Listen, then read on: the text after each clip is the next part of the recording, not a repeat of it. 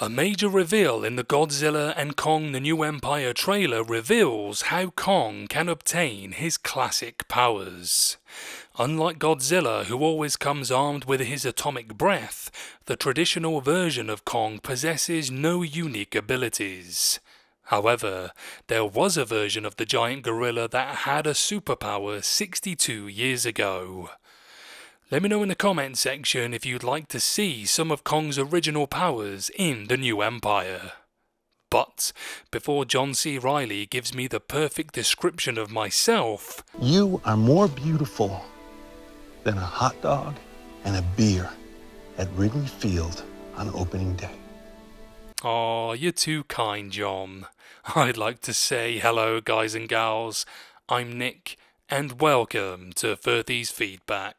So, as for King Kong's MonsterVerse counterpart, he's significantly larger than any previous incarnation of the monster, but not one that boasts any powers. That fact gave him a massive disadvantage against Godzilla in Godzilla vs. Kong, but the 2021 movie fixed this issue with an addition of an interesting gimmick. Rather than give Kong a new power, the movie equipped Kong with an axe capable of absorbing Godzilla's atomic energy. For Legendary's Godzilla and Kong the New Empire, it looks like he'll be getting a second new weapon. What's more, it could serve as a way for the MonsterVerse to introduce the 1962 King Kong's abilities. In King Kong vs. Godzilla, King Kong was seemingly outmatched during their first full fight. Godzilla won with relative ease. What turned the tide was the moment when Godzilla was struck with a bolt of lightning. Somehow, the massive jolt of electricity re-energized Kong and gave him enough energy to put up a much better fight against Godzilla.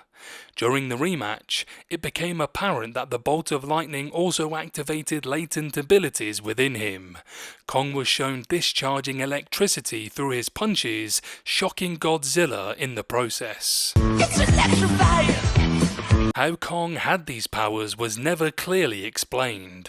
That, combined with how conveniently timed this new power was for King Kong, makes sense of why they didn't return, including in the MonsterVerse. After all, the prospect of a giant gorilla possessing electrical abilities does sound a bit far-fetched, even in a universe populated with monsters.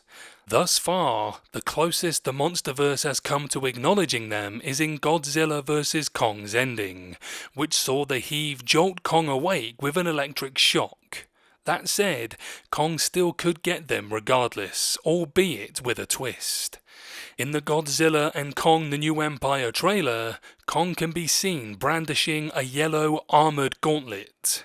As Godzilla and Kong merchandise has confirmed, the new piece of tech will be called the Beast Glove. As for what it is, it's been speculated that Kong may suffer an arm injury that could result in armour being grafted to his hand.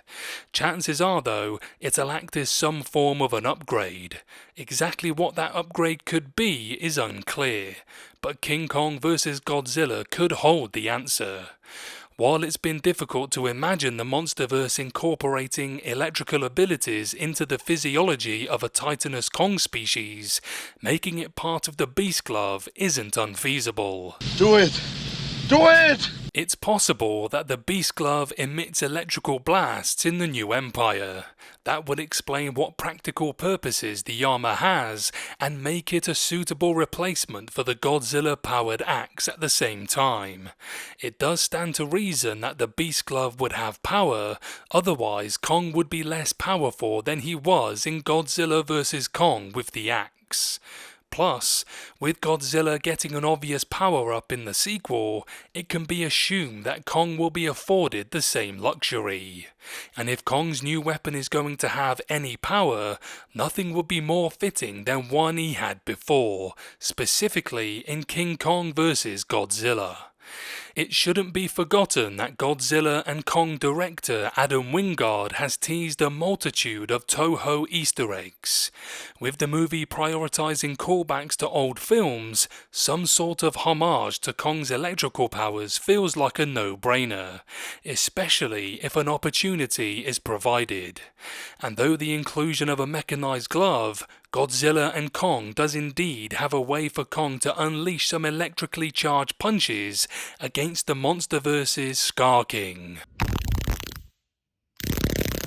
The addition of the Beast Glove and giving the possibility of it discharging electrical energy raises the question of where such a device could have even come from, as evidenced by their underwater headquarters and other tech in Godzilla King of the Monsters. Monarch may have the resources to build a weapon for Kong if one were ever needed. An alternative explanation could come in the form of Apex, who built Mechagodzilla. There's a chance that the technology and research used to build Mechagodzilla was repurposed to build the Beast Glove in Godzilla and Kong: The New Empire. Oh, hell yeah.